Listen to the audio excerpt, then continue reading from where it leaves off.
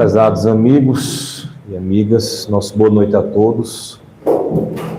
Que Jesus possa nos iluminar nessa noite chuvosa, mas estamos aqui fazendo a parte que nos cabe, dando início às comemorações de 31 anos da nossa casa. No Evangelho segundo o Espiritismo, no capítulo intitulado Cristo Consolador, nós vamos encontrar um subitem chamado o Advento do Espírito de Verdade.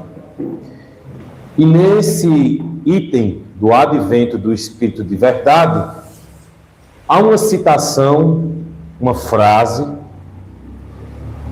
que é dita e muitas vezes replicada, citada por muitos espíritas, palestrantes, enfim, que é a frase: espíritas, amai-vos, espíritas, instruí-vos. Acredito que esse é um dos maiores desafios que a gente tem dentro de uma casa espírita. Porque o Espiritismo, eu posso afirmar isso com uma certa segurança, ele consegue responder, dentro de uma coerência, todas as questões que a gente puder imaginar, ou pelo menos se interrogar, relacionados à relação dos espíritos com os homens na Terra. E pode ainda mais responder uma série de questionamentos que nós temos perante a vida, como, por exemplo, o sentido existencial de estarmos aqui, por que estamos aqui, o que estamos fazendo aqui e qual a colaboração que essa doutrina nos passa. É muito importante a gente compreender que quando há apenas amor, em seu sentido mais popular, e não há muito estudo na casa espírita, entramos no campo do sentimentalismo. E quando há o excesso de estudo sem amor, a gente entra num campo mais mecânico, sem muito calor humano. E aí a espiritualidade é muito feliz quando pede da gente, que é espírita, amar e se instruir. E os dois caminham juntos nesse processo, porque quem se passa a se afirmar espírita tem um compromisso ético, moral enorme na sua vida.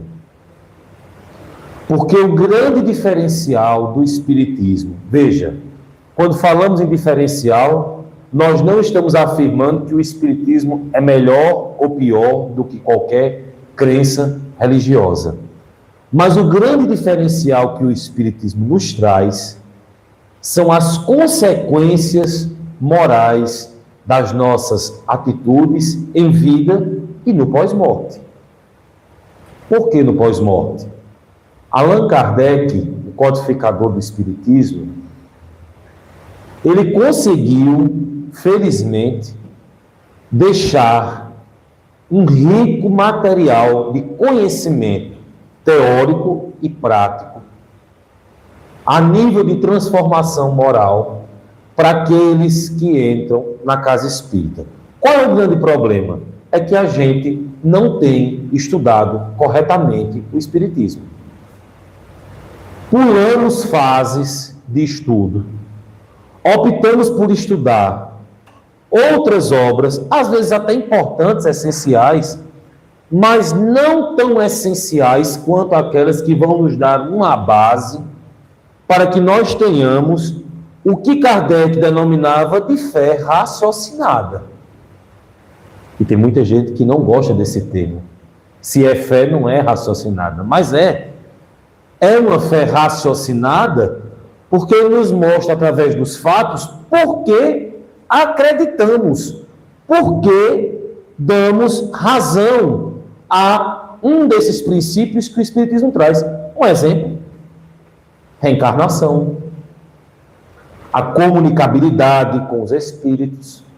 Se nós estudarmos realmente corretamente, a gente vai ter uma base muito bem alicerçada. E vejam, no Livro dos Médiuns, capítulo 3, intitulado Do Método, você pode pegar seu Livro dos Médiuns em casa e conferir essa informação. Allan Kardec teve uma preocupação de nos deixar o início do conhecimento da doutrina espírita. Por onde começar? Muitas pessoas vêm para a casa espírita e não sabem por onde vai começar a estudar. E aí, a gente às vezes comete alguns erros. Quais seriam esses erros? A pessoa está começando na casa espírita, eu pego um exemplar do livro Nosso Lar e entrego para a pessoa ler. Ou pego uma outra obra muito popular no meio espírita, que é Violetas na Janela, e entrego para a pessoa ler. E esses livros vão ter conceitos básicos, como mediunidade, perispírito, percepções dos espíritos do mundo espiritual. E quem não tem um conhecimento básico, lê aquilo, assim, como é que as pessoas estão acreditando nisso?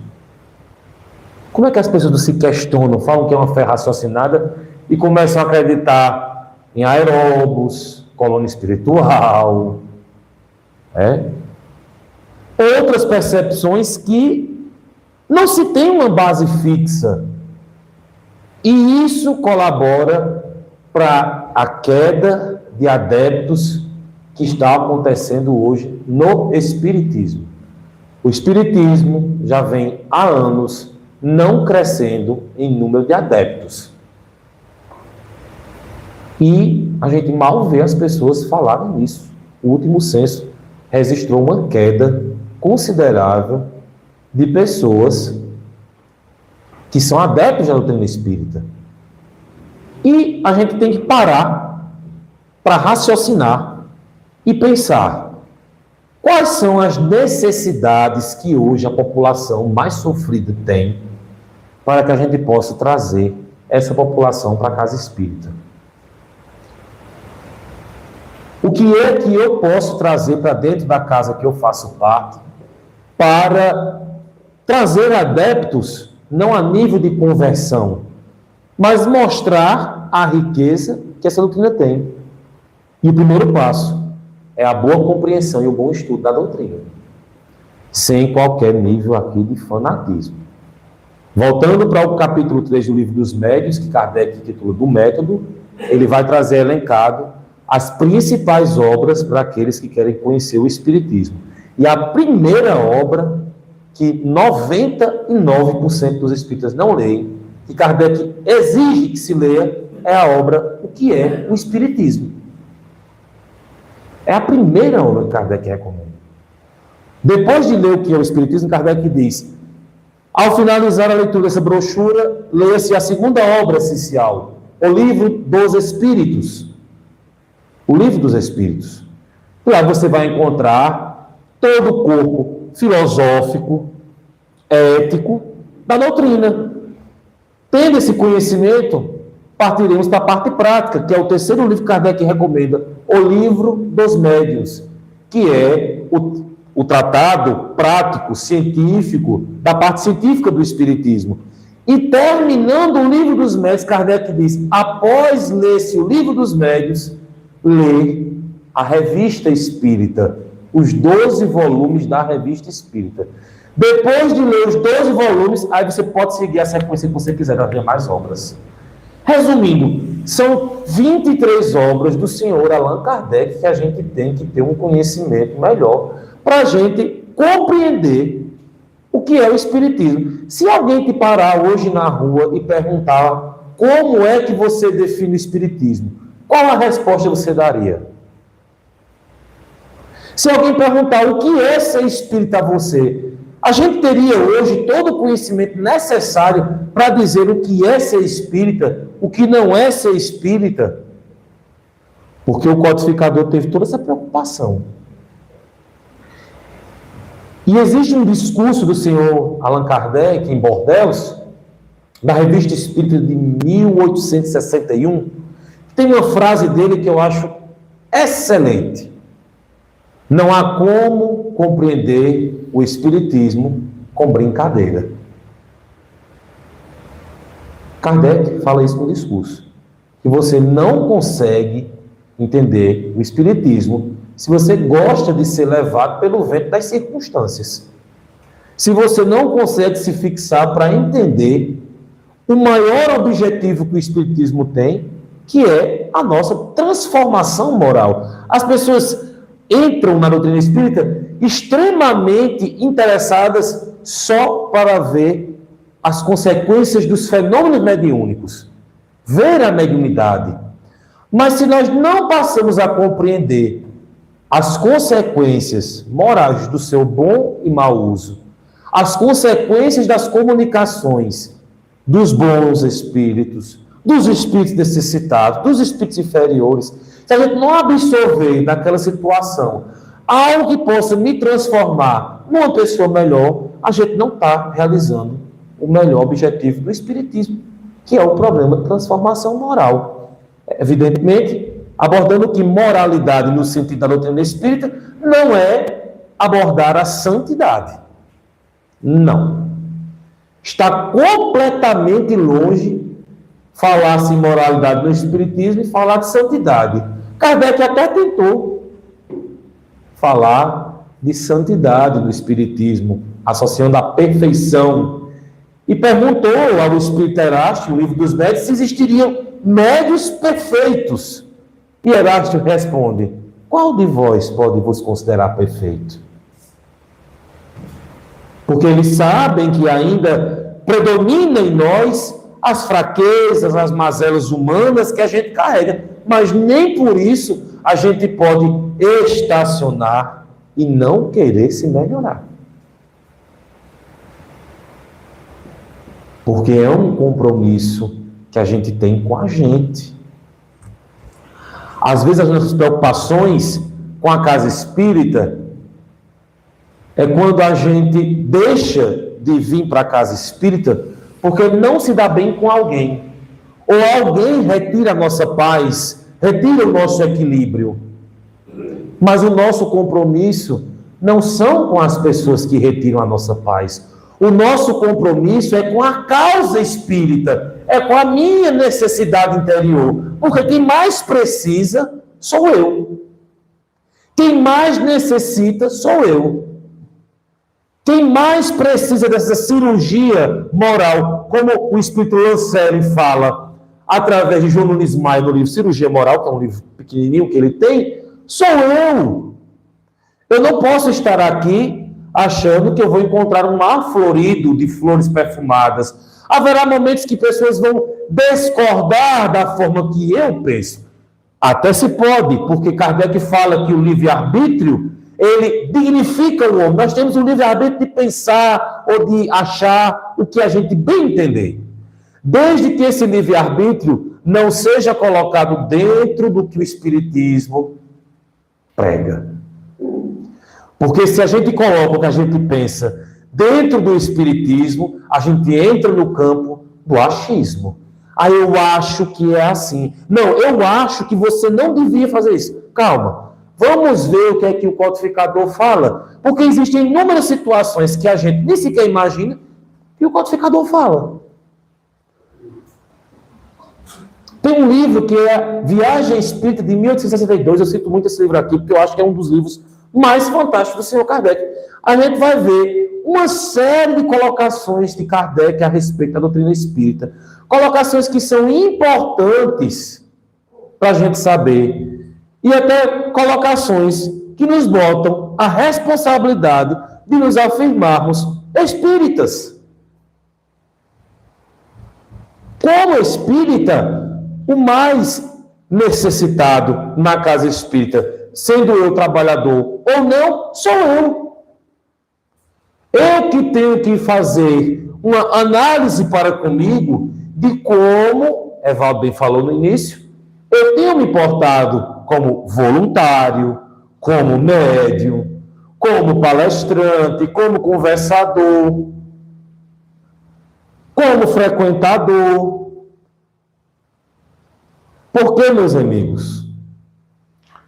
Se a gente não faz esse trabalho, a gente não atinge o pico que o Espiritismo deseja.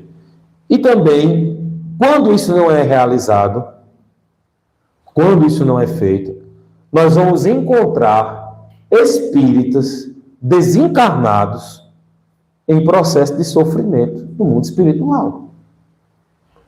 Uma das coisas que eu mais me questionava era como pessoas que eram espíritas sofriam ainda depois da morte. Como era que pessoas que frequentavam uma casa espírita, trabalhavam numa casa espírita, desencarnavam desequilibradas. O que estava faltando para não ter esse equilíbrio? Até que um dia, nos meus anos de desenvolvimento mediúnico, lá na União Fraternal Espírita em Campina Grande, que foi minha primeira casa, eu me lembro de uma reunião mediúnica que uma trabalhadora da casa se comunicou através de uma médium, eu mais ou menos com 18 anos de idade naquela época. Uma médium da casa. E eu lembro que ela falou uma coisa muito interessante. Infelizmente, eu mascarei o meu rótulo de espírita. Eu deduzi que, por frequência à casa espírita, eu teria um bom desencarne. Eu deduzi que, por número de congressos, cursos, me daria um bom desencarne. Mas aqui, no mundo espiritual, eu vejo que não funcionou. Porque o real objetivo era que eu tirasse de dentro de mim as mazelas que eu carregava. Principalmente uma delas, o orgulho. Eu, com 18 anos de idade, escutando isso. Numa reunião mediúnica. E eu passo a dizer o seguinte: não tem como a gente perder tempo, meus amigos, com certas situações que não merecem a nossa atenção. Não merece a nossa força, é como o Evaldo falou também aqui no início. Situações que, se você der crédito demais, tira sua paz. Mas também, se deixar de lado demais, tira sua paz. Mas saber nivelar. A instrução que a espiritualidade pede que a gente faça entre nós espíritas é justamente observar quando os nossos irmãos saem do que o espiritismo prega e começam a falar situações que não condiz com o espiritismo. Um grande exemplo disso, que eu vou citar aqui a vocês, em todo respeito à imagem do médium, que a imagem dele é inquestionável, mas a obra mediúnica não, porque qualquer médium tem que ter sua obra mediúnica questionada, estudada, revisada. Nos auges da pandemia da Covid-19, saiu uma obra mediúnica nos picos da pandemia, né? E essa obra mediúnica falava que, e olha que essa obra foi de um espírita muito respeitável, palestrante muito influente, falava que a Covid tinha vindo para fazer uma limpeza a nível de terra e que as pessoas que iam morrer da Covid já estavam todas já designadas para desencarnar de Covid. Simplesmente o meu espírita calou-se a respeito disso. Uma parte, outra não. Porque a gente viu que não fazia o menor sentido. Teve espírita que afirmava que tinha um campo espiritual blindando ele para que o vírus não atingisse. Faz sentido isso, meus amigos? Tinha espírita afirmando que os mentores tinham feito uma barreira magnética e o vírus não atingia. Como se já tivesse tomado uma vacina espiritual, não precisava tomar uma vacina. Não faz sentido. A gente perde a racionalidade que a doutrina pede a gente. E nessa onda, vejam que interessante. Tiveram muitos espíritos que desencarnaram de Covid. Espíritas atuantes do movimento, que foram contaminados e morreram. Aí eu pensava, se esse cara foi para fazer uma limpeza, então era uma pessoa que não servia para nada. Aí matou um presidente de um centro de Covid. Não faz sentido. Não haviam escolhidos para morrer. Era uma questão de caráter biológico. Biológico. Alguns iriam se contaminar por uma questão imunológica, de defesa, e iam partir por uma questão de desencarne coletivo. Aí é outra história. Aí a gente consegue compreender. Mas trazer essa imagem de uns eram os escolhidos e outros não, uns eram uma limpeza e outros não faz o menor sentido, porque o Espiritismo não fala como isso. Com todo o respeito a quem acreditou nisso, mas hoje a gente vê que não fez o menor sentido na época de Covid-19 o que foi falado a respeito. A falta de instrução espírita faz a gente entrar num campo muito perigoso, o fanatismo. Eu começo a enxergar que só o espiritismo é bom. Só o espírita é bom. Que só que a pessoa que frequenta a casa espírita tem assistência espiritual. Que bobagem! Kardec nunca afirmou isso. E, pelo contrário, nos artigos da Revista Espírita, principalmente em um dos artigos mais interessantes que a gente precisa ler, intitulado É o Espiritismo uma religião? Allan Kardec fala que o Espiritismo não veio para substituir nenhuma das religiões, mas veio para ser de todas. Olha, como assim? O Espiritismo veio para ser de todas? Sim, de todas. Porque se entrar aqui um padre que queira estudar o Espiritismo, Kardec aceitava. Se entrar um babalorixá do candomblé querendo estudar o Espiritismo, Kardec aceitava. Por que eu falo isso?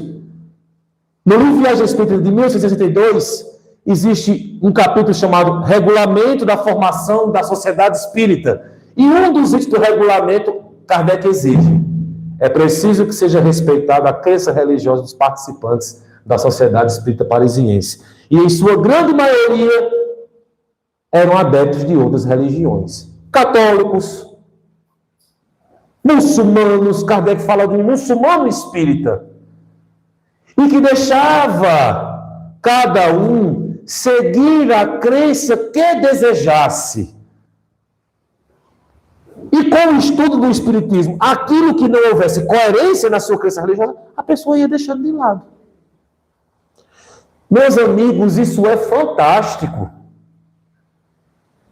É você compreender que está todo mundo caminhando para o mesmo ponto. Embora o caminho de um seja uma curva, do outro seja uma reta, o do outro dê uma espiral, mas está todo mundo caminhando para uma coisa só.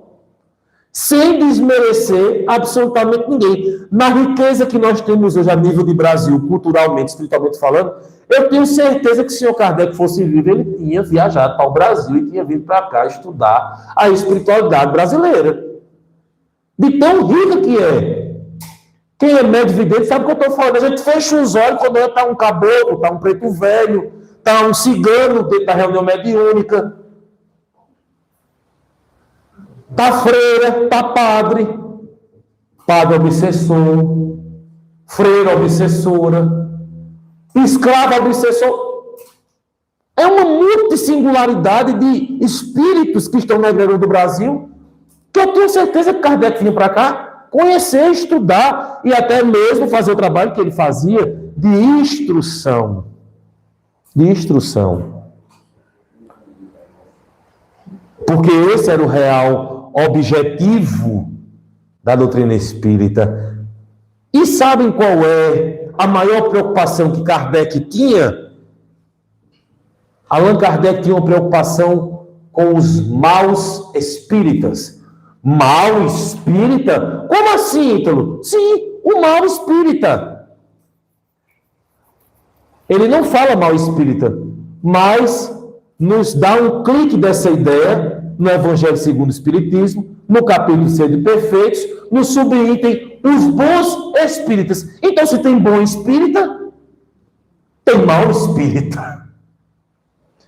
Tem espíritas que não são bons. Tem espíritas que não vão somar com a causa. Um exemplo. Médios daquela época que exigiam para que Kardec colocasse o nome nas obras. O que Kardec fazia? Não. Vai o nome dos espíritos. É tanto que você pega a revista Espírita, está lá. O médio senhor O. A médio senhora A. Aí eu dizia, por que Kardec não botava o nome dos médios? Porque Kardec queria mostrar que a grande função da mediunidade era como se fosse um instrumento. É como um violão que está aqui parado. Você pega uma pessoa que sabe tocar violão, toca divinamente. Mas se as cordas do violão não estiverem bem afinadas, por mais que você saiba tocar, o máximo que vai fazer é arranhar na nota. Não vai sair bom. No filme de Kardec, nós vemos uma das médias que rompe com o espiritismo, porque o nome dela não era divulgado. Saiu do espiritismo. Vamos ver médios que são pouco falados no nosso meio, como a senhora Hermas Dufour. Foi uma das principais médios de formação do espiritismo. Uma das que ajudou na segunda edição do Livro dos Espíritos, a senhora Dufour. Onde na Argélia, a título de conhecimento, existia a Sociedade Espírita Africana. Na África, a senhora Dufour vai até a África, levar os ensinamentos dos Espíritos e começam a aparecer inúmeros médios na África. Está lá na Revista Espírita, viu? Isso aqui é na Revista Espírita que eu estou falando. Tá? Você não achar que eu estou tirando a fonte de ideias da minha cabeça. Vai até a África e vê a senhora Dufour trazendo os ensinamentos morais do Espiritismo, mandando até poesias que saíam da psicografia dela. Uma das mais belas poesias da senhora Dufour é chamada O Anjo de Guarda, que saiu lá na Sociedade Espírita Africana.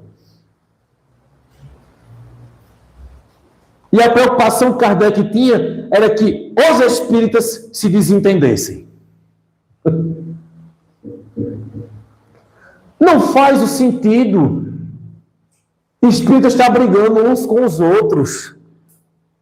Casas espíritas estarem brigando umas com as outras, mas sim num regime de pronto apoio. Já que os espíritos pedem para que a gente se ame e se instrua.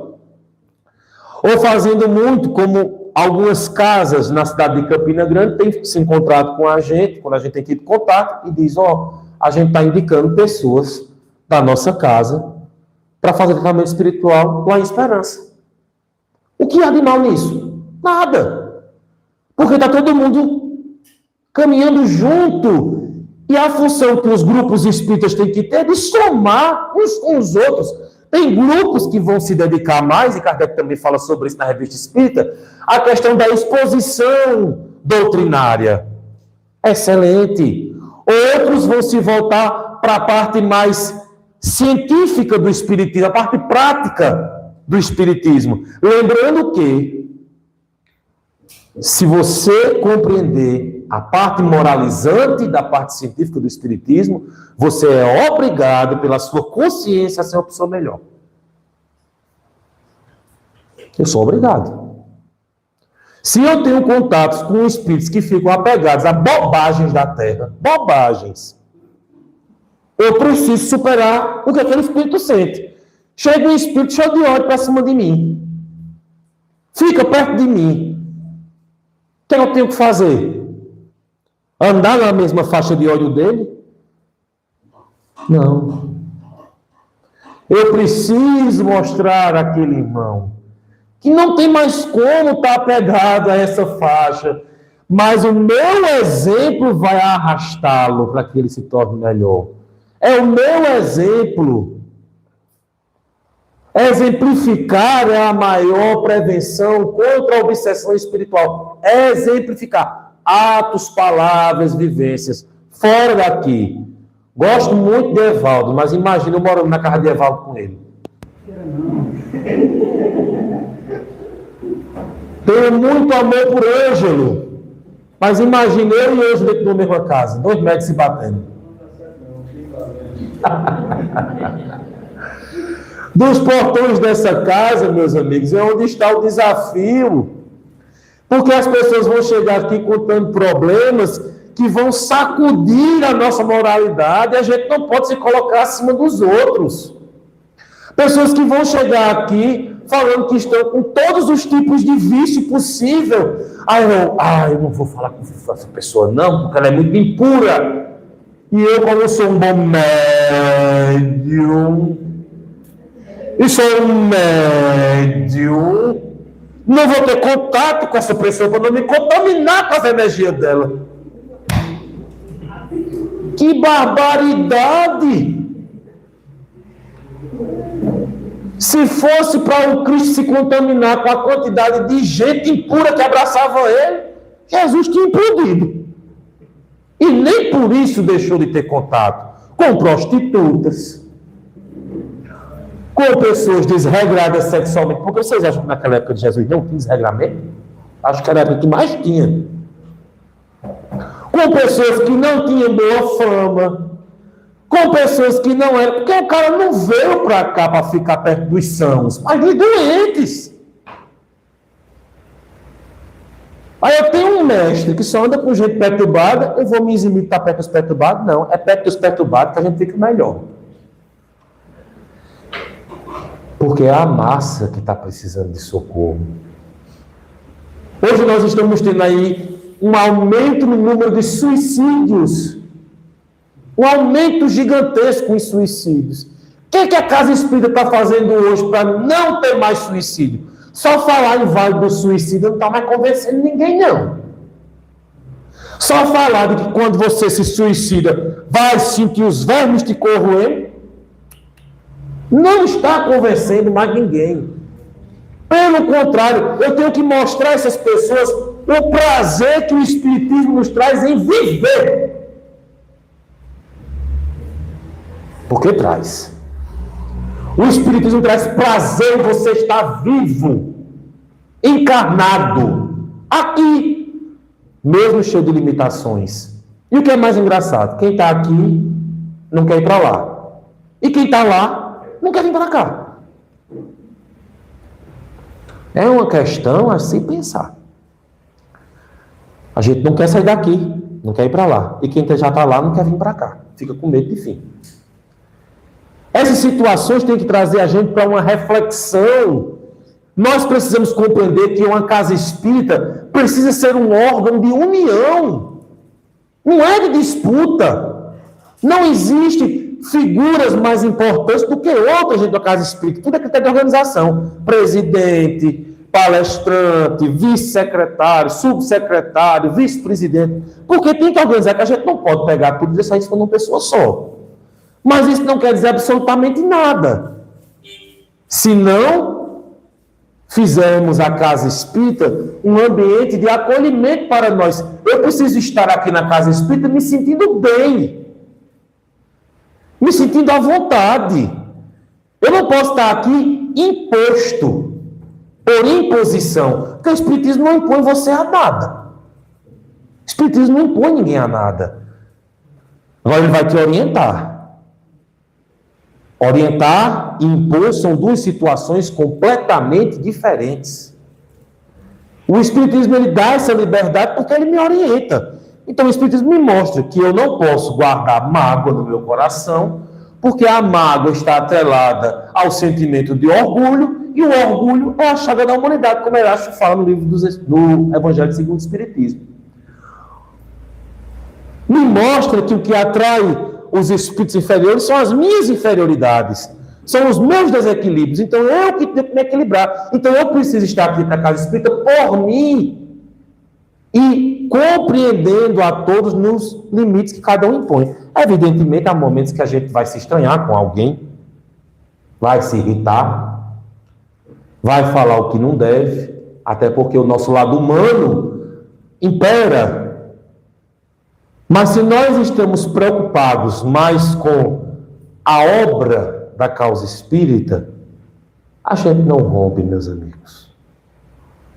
Porque ser espírita é uma coisa que ninguém tira da gente. Você não deixa de ser espírita porque você parou de frequentar uma casa espírita. Porque o espiritismo A rotulação do espírita, você ganha fora daqui. Longe daqui. Em coisas pequenas, em atitudes simples, que exige de nós ética. Ética, moral. Veja um exemplo prático aqui que eu vou trazer para vocês.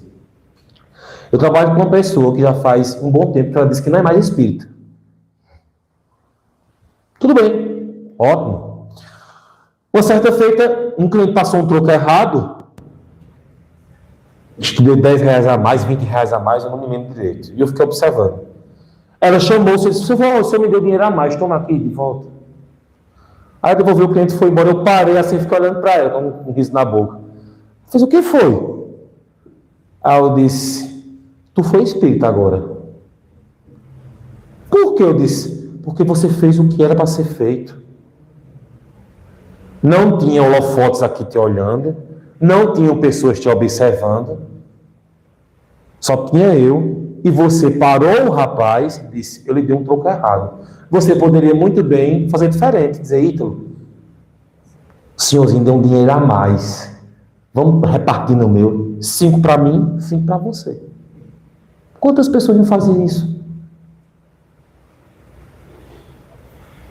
São nessas pequenas atitudes que os espíritos, a multidão de testemunhas que o apóstolo Paulo fala na epístola dele, há sobre nós uma nuvem de testemunhas ao nosso redor, observando o que nós estamos fazendo, são os espíritos. É num momento como esse, é num instante como esse que eles vão olhar para a gente e ver. Ou no momento de erro que a gente está errando, eles estão olhando e estão dizendo, não faça isso não, esfrie a cabeça, respire, faça uma prece, feche seus olhos, se entregue a Jesus, sem qualquer julgamento, meus amigos. Se nós tivéssemos a oportunidade de, nesse momento aqui, os Espíritos chegassem e dissessem, vamos colocar todo mundo aqui para fazer uma regressão de vidas passadas, para todo mundo ver o que foi nas 3 últimas encarnações. Tenha certeza, você está muito feliz da atual situação que você está hoje. É a nossa melhor encarnação. Se é a melhor, imagina a pior. Mas é por uma boca só dos Espíritos, é a melhor encarnação que nós estamos. Nós não podemos perder essa oportunidade que a doutrina espírita nos oferece. Kardec era fantástico. Fantástico.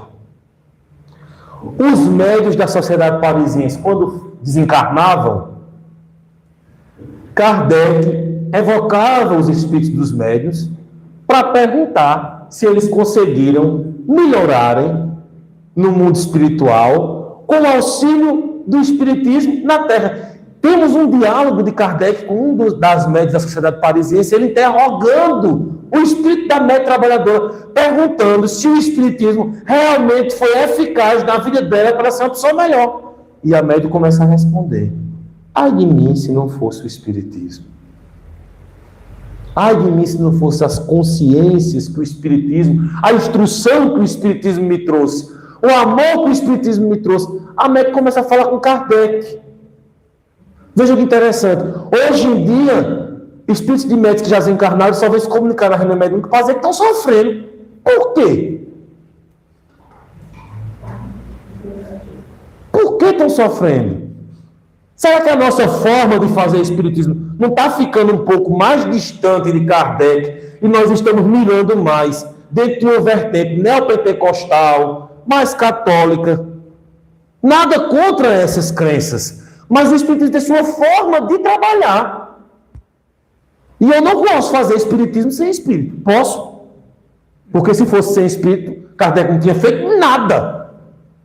Então eu não paro para perguntar aos espíritos, para indagar. Vem cá, irmã Angélica, mentora aqui da reunião mediúnica, como é que está o espírito de fulano de tal que desencarnou e trabalhou aqui? Sexta-feira à noite, agora, em nome de Deus, eu evoco o espírito de fulano de tal, que foi trabalhador da Sociedade Espírita Esperancense. Quero saber notícia de você na nossa evocação. Pode se manifestar? O espírito responde. Kardec fazia assim. Fala-se evocação na casa espírita, o pessoal se degladeia como se fosse uma coisa absurda, uma prática antidoutrinária, difícil de fazer. E não é. Kardec mostrava o quanto era importante fazer essa prática. E atestar a veracidade de que se comunicava, evidentemente. Até para a gente saber como é que está esse pessoal. Faleceu e não existe mais? Não, existe sim, meus amigos. Para finalizar a nossa reflexão da noite de hoje, eu queria fechar tudo que nós falamos aqui com a leitura desse livro aqui, Nos Passos de Jesus, que é uma obra de Carlos Bacelli, pelo espírito Laurentino Simões. Laurentino Simões foi um grande divulgador do espiritismo em Portugal. Foi um dos que levou o espiritismo até Portugal. E ele traz umas mensagens pequenas, mas que são bem cirúrgicas. E eu escolhi uma aqui bem interessante que a gente precisa compreender. Ela se intitula Maior Obstáculo ao Espiritismo. Prestem bem atenção. Não nos esqueçamos que o testemunho do espírita, na crença que professa, deve dar-se muito mais pelo exemplo do que pela palavra. O espírita, no dia a dia, será observado pelos seus conhecimentos e pela sua atitude.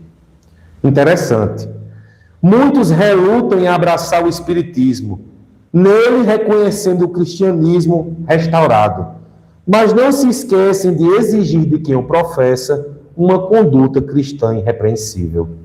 Não raro, condenam como doutrina, mas mesmo quando por preconceito ou fanatismo assim agem, contraditoriamente, admitem o alto conteúdo moral dos seus postulados.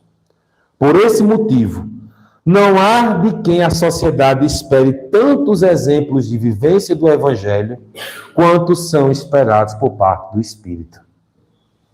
A mensagem do Espiritismo, pois, deve transparecer mais de nossas vidas do que em nossos lábios. O que não se entende, porém, é quanto o Espírita se esforça para ser fraterno com adeptos de outras crenças religiosas com extrema facilidade e se esquecem de exercer a fraternidade entre os mesmos adeptos.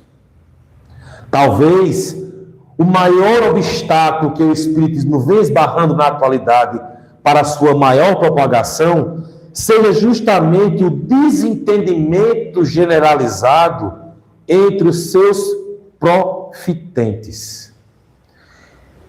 É desentendimento que os adversários invisíveis da causa fazem questão de fomentar, principalmente através da atuação que exerce sobre aqueles que são considerados expoentes do trabalho espírita. Cirúrgico, demais. Reflexivo, demais. Que tenhamos, nessa noite, a perspectiva de reflexão, sem punição, com autocuidado, consciente das nossas responsabilidades, com a casa que fazemos parte, com a fé que a abraçamos, com as pessoas de nosso convívio, e que possamos seguir essa grande instrução válida. Espíritas, amai-vos, espíritas, instruí-vos. Sem amor, a frieza. Sem instrução, a fanatismo. Que Jesus nos abençoe.